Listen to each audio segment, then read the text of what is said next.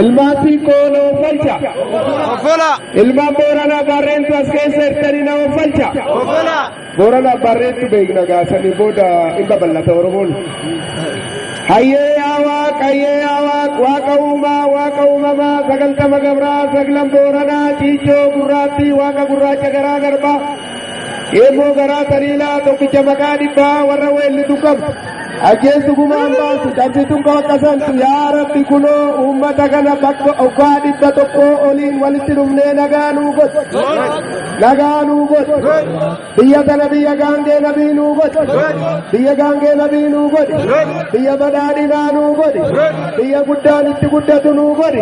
Biyya xinnaan itti argatu nuu godhi. Biyya barataan itti barateetoo sadarkaa addunyaa moo'u nuu godhi.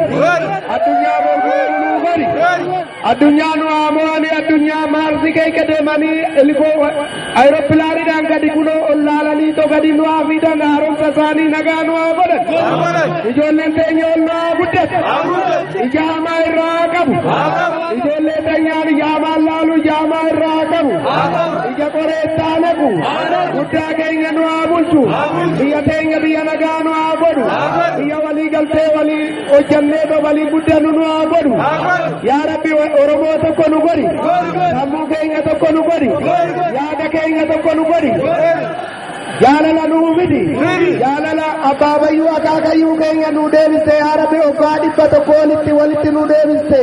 Yaa Rabbi marree nagaa nuu godhi. An Oromoo diigu yaa Rabbi nurraa qabi. Oromoo wal jaalataan Oromoo diigu yaa Rabbi achi nurraa qabi. Biyya keenya irratti nu jiraachisi. Jaalalaa nutti qabu nurraa qabi. Biyya teenya nagaa nuu godhi. Biyya nagaa nuu godhi. Biyya bareedduu nuu godhi. Biyya bareeda nuu godhi. Ijoolleen teenyaan ala deemturre yaa Rabbi biyya teenya biyya omiitittan guddattu nuu godhi. Biyya badhaadhinaa nuu godhi.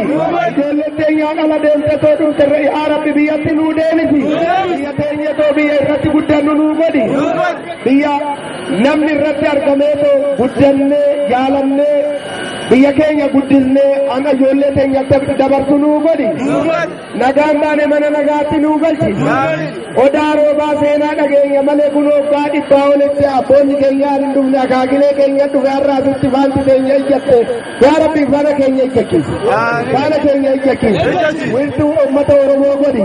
Kan Oromoon itti jaalala walitti bareedetoo asitti wal mari'atu nuu godhi. Marii kana marii nagaa nuu godhi. Mari'annee biyya keenya guddisnu nuu godhi. Qaaroo duuteen walii mararrabnu nu godhi. Allagaa wal boonnoo duuteen uummata Oromoo tokkummaadhaan deemnu nu godhi. Yaa Rabbi nagaan baanii mana nagaatti nu galchi. Nagaan baanii mana nagaatti nu galchi. Rakkataa yaa argatu.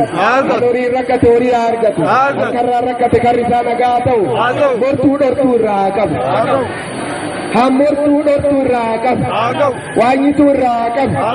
An hojjate ilmoon abbaa dhalchee haa guddatu. Ilmoon an abbaa dhalchee haa ta'u. Biittan abbaa horatee haa ta'u. Biittan abbaa horatee haa ta'u. Oromiyaan teenyumaa taatu. Oromiyaan teenyumaa taatu. Oromiyaan teenyumaa taatu. Oromiyaan teenyumaa taatu. An uummanni Oromoo irratti guddatu nu haa ta'u. An uummanni Oromoo irratti guddatu nu haa ta'u. Balaadhuudhaan biyya teenya balaadhuu talaalluu irratti guddannu nu haa godhu.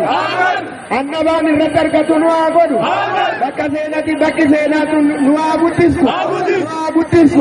Jaalala nu haa kennitu. Barataan keenya nagaa nu haa ta'u. Roobaa nagaa bitti quufa gaddisu.